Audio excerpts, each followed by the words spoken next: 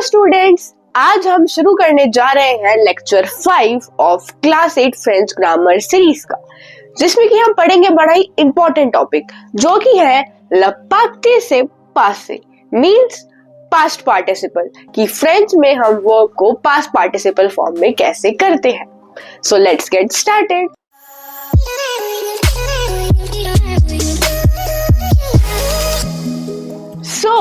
जैसा कि मैंने आपको बताया कि जो ला पाकते से पासे है, इसका मीन्स क्या होता है? इसका मीन्स होता है द पास्ट पार्टिसिपल। तो ये तो आपको पता ही होंगे कि क्या होते हैं। तो क्या होते हैं पास्ट पार्टिसिपल? वो होते हैं एक टाइप के वर्ब के फॉर्म होते हैं जो कि हम पास्ट के सेंटेंस में यूज करते हैं। मतलब इनको यूज करके पता चलता है कि ये जो काम है, ये जो सेंटेंस है, ये पास्ट का है, ये पहले की बात कर रहा है, या फिर ये जो काम है ये हमने पहले किया था। तो ये तब हम यूज करते हैं जो हमने काम पहले किया था, तो वो पास्ट हो गया। तो पास्ट का बताने के लिए सेंटेंस हम यूज करते हैं सेंटेंस में लपाकते से पासे। तो इंग्लिश में तो आपको पता ही है कि इंग्लिश में हम जो वर्ब होती है उसके लास्ट में ईडी लगाते हैं, तो वो बन जाता है उसका पास्ट पार्टिसिपल फॉर्म। पर कुछ कुछ वर्ब्स में ऐसा नहीं होता, कुछ कुछ कैसे एक्सेप्शन तो भाई सब में होते ही है। तो फ्रेंच में भी ऐसे होंगे ही, बट हम आज की वीडियो में देखेंगे कि फ्रेंच में वर्ब्स को हम कैसे करते हैं लपाकते से पासे फॉर्म में। जैसे कि आपको पता ही है कि फ्रेंच में 3 ग्रुप होते हैं वर्ब्स के, ER ending verb, IR ending verb, RE ending verb, and साथ ही हम एक और टाइप का भी बोल देते हैं कि इर्रेगुलर वर्ब्स, जो मतलब सीक्वेंस वाइज नहीं चलते, वो अलग ही होते हैं जिनको हमें याद ही करना पड़ता है। तो हम सारे टाइप के कैसे कैसे हम इनको करते हैं पाकते से पासे, तीनों ग्रुप का, एंड इर्रेगुलर वर्ब्स कौन कौन सी होती है वो हम सब देखने वाले हैं। तो इस वीडियो को लास्ट तक जरूर देखना, ठीक है। तो चलो हम पहले देखते हैं कि ईआर एंडिंग वर्ब्स को हम पाकते से पासे में कैसे करते हैं। मैंने यहाँ पे हेडिंग भी डाल दी है कि पहले हम देख रहे हैं ईआर एंडिंग वर्ब के बारे में, कि जो ईआर एंडिंग वर्ब है उसको हम कैसे करते हैं पाकते से पासे में, और you can say past participle form में कैसे करते हैं। तो वो हम कैसे समझ पाएंगे? एक एग्जांपल से। तो लाइक मैंने एक वर्ब ली, एक ईआर एंडिंग वर्ब ली, मांजे वर्ब। बहुत ही जानी मानी वर्ब है, आपको इसका मीनिंग भी पता होगा। क्या होता है इसका मीनिंग? टू ईट, है ना, टू ईट होता है। तो जैसे कि आप देख रहे हो ये एक ईआर एंडिंग वर्ब है, तो इसको हम कैसे करेंगे पास्ट पार्टिसिपल में? बहुत ही ईजी है। पता है क्या करेंगे? सिंपली जो ईआर एंडिंग वर्ब के जो लास्ट में आ रहा है आर, जस्ट रिमूव इट, और जो ई है उस पे लगा दो एक्सेंट, है ना। क्या करना है? जो इसके लास्ट में आर है उसको हटा दो, एंड जो ई है उस पे लगा दो एक्सेंट। तो it's a past participle form of मांजे वर्ब।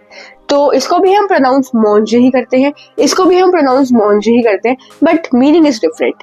इसका मीनिंग है टू ईट और इसका मीनिंग है ईटन और एट, क्योंकि पास्ट में हम ईटन और एट दोनों यूज करते हैं ना पास्ट के लिए।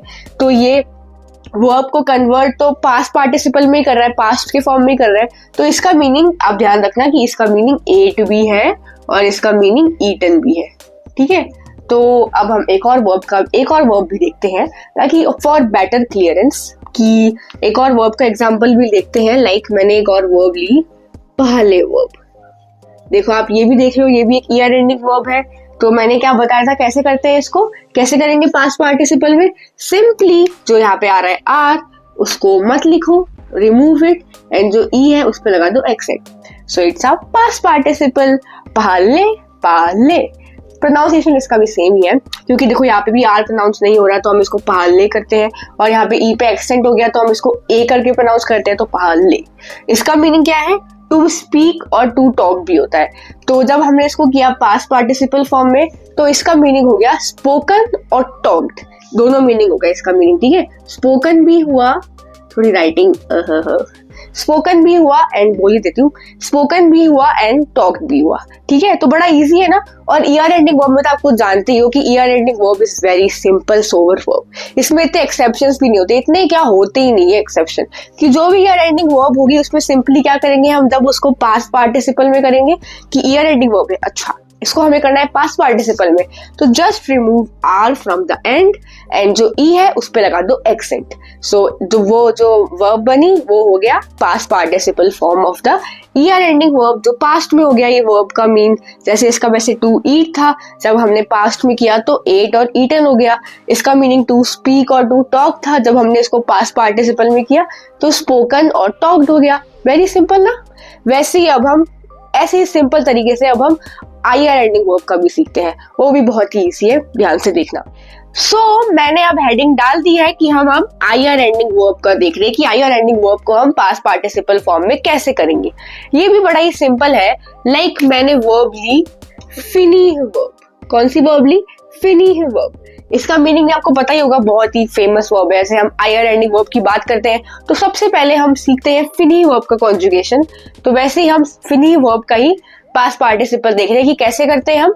तो जैसे कि आप देख रहे हो कि आईआर एंडिंग वर्ब है ना, तो इसको हम कैसे करेंगे? जस्ट जो ये आर है इसको कर दो remove. Just remove R from the end. तो हमने आर को रिमूव कर दिया एंड ये बन गया फिनी वर्ब का पास्ट पार्टिसिपल फॉर्म। फिनी वर्ब का मीनिंग क्या होता है? To finish. जब हमने इसको किया पास्ट पार्टिसिपल में तो इसका मीनिंग हो गया फिनिश्ड, क्योंकि ये देखो फिनिश्ड हो गया, दैट मीन्स पास्ट। ये जो वर्ब की फॉर्म है ये पास्ट की फॉर्म हो गई कि हम पास्ट, जब भी ये सेंटेंस में यूज होगा इससे आप समझ जाओगे कि इस सेंटेंस में पास्ट की बात हो रही, पहले की बात हो रही कि पहले ही काम किया था।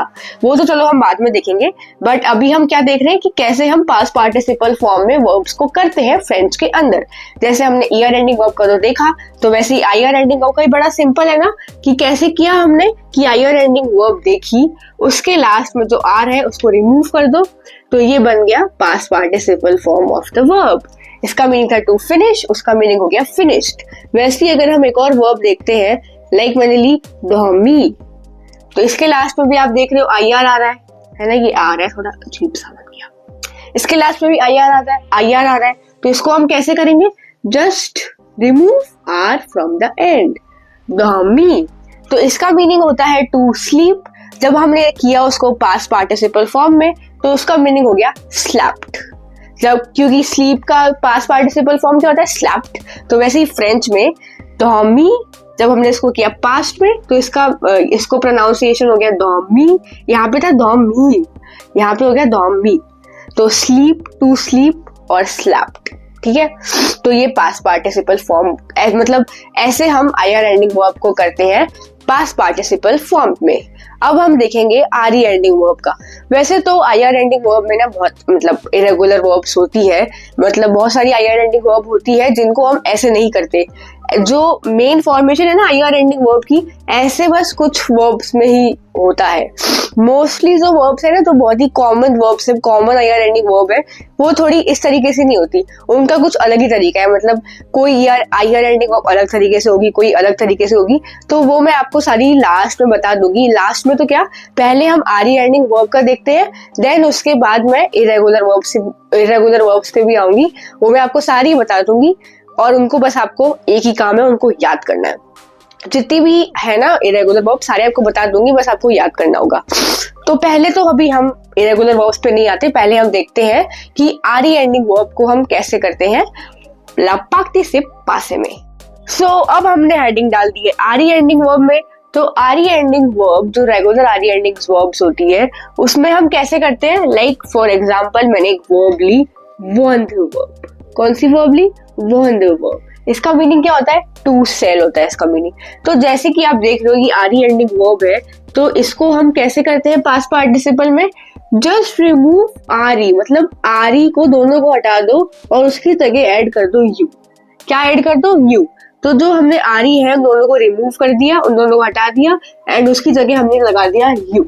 तो ये बन गया past participle form of this verb, जो कि है आर ई एंडिंग वर्ब की। इसका मीनिंग था टू सेल वॉन्ड। जब इसको हमने बनाया वॉन्ड यू मीन्स पास्ट पार्टिसिपल फॉर्म में, तो इसका मीनिंग हो गया सोल्ड, ठीक है। तो वैसे ही अगर हम एक और एग्जांपल देखते हैं, लाइक मैंने वर्ब ली रिस्पॉन्ड, है ना। इसका मीनिंग क्या होता है? टू रिप्लाई और टू आंसर, है ना, दोनों मीनिंग होते हैं इसकी। आंसर करना, रिप्लाई करना लगभग सेम ही बात है, तो इसका मीनिंग भी दोनों ही है, टू आंसर और टू रिप्लाई। तो ये भी आप देख रहे हो जैसे कि आर ई एंडिंग वर्ब है, तो इसमें भी हम क्या करेंगे? आर ई को रिमूव कर देंगे एंड उसकी जगह हम ऐड कर देंगे यू।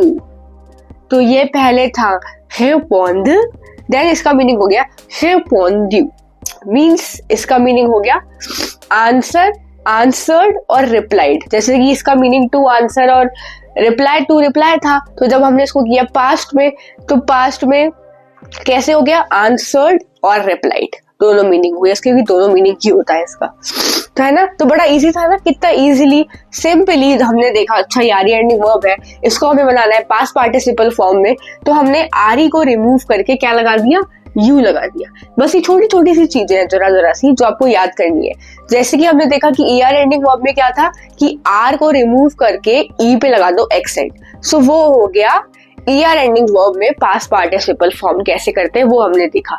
देन हमने देखा कि आई आर एंडिंग वर्ब का आई आर में क्या था कि हमने आई को रिमूव कर दो, सॉरी आर को रिमूव कर दो एंड आई को रहने दो, तो वो बन गया past participle form of I R ending verb. Then R E में क्या देखा कि आर ई को रिमूव कर दो एंड उसकी जगह यू ऐड कर दो, है ना। तो बड़ी इजी चीज है, बहुत ही सिंपल है, बस छोटी छोटी चीजें तो आपको ध्यान रखनी है ना। अब हम फिर आते हैं मेन चीज पे, जो कि है इरेगुलर वर्ब्स। कि पास्ट पार्टिसिपल्स में आपको ये सब तो याद हो जाएगा, बहुत इजी है, जैसा आपने देखा कितना इजी है ना ये आपको तीनों ग्रुप के अच्छे से याद हो जाएंगे। बट पास्ट पार्टिसिपल्स में ना इरेगुलर वर्ब्स होती है, तो वो आपको बस याद करनी पड़ेगी, क्योंकि इरेगुलर वर्ब्स मतलब क्या हुआ कि वो इस ऐसे कुछ फॉर्मेशन से नहीं चलती, उनका अलग ही होता है कि इस वाली वर्ब को ऐसे करेंगे, इस वर्ब को ऐसे करेंगे, तो वो चीज आपको रिमेम्बर करनी पड़ेगी, उसकी कुछ ऐसे ट्रिक व्रिक नहीं है। तो आपके स्क्रीन पे मैंने सारी इरेगुलर वर्ब्स लगा दिए, मतलब आपको दिख रही होगी, तो वो सारी आप उसका स्क्रीनशॉट ले लो या फिर उसको कहीं पे नोट कर लो। ये सारी इरेगुलर वर्ब्स होती है पास्ट पार्टिसिपल्स में, मतलब जब इन वर्ब्स को हम ऐसे करके पास्ट पार्टिसिपल्स फॉर्म्स में करते हैं। तो मैं थोड़ा थोड़ा इनको ऐसे सब पार्ट्स में कर रखा है कि कुछ सिमिलर कुछ टाइप की वर्ब्स है तो उनको थोड़ा बहुत एक साथ लिख दिया, तो वो चीज थोड़ा उससे आपको थोड़ा सा इजी लगेगा, आपको थोड़ा रिमेम्बर करने में ज्यादा मुश्किल नहीं लगेगी। तो ये सारी इरेगुलर वर्ब्स है, आप इनको अच्छे से याद कर लेना, है ना। और हमने तीनों ग्रुप का तो देख ही लिया कि कैसे हम उनको पास्ट पार्टिसिपल फॉर्म में करते हैं। तो देन हम नेक्स्ट वीडियो में देखेंगे, पढ़ेंगे past composite, that's the most important tense. बहुत ही इंपॉर्टेंट है, क्योंकि पास्ट में करना तो हमें आना ही चाहिए ना। लाइक हम पहले की बात किसी को बतानी हो तो हम कैसे बताएंगे, प्रेजेंट फॉर्म में तो बताएंगे नहीं, तो पास्ट टेंस भी आना चाहिए।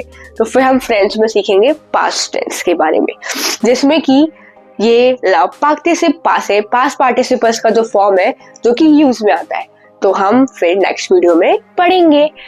इस वीडियो में अगर आपको कोई डाउट रह गया हो तो आप कमेंट सेक्शन में मेरे से पूछ सकते हैं।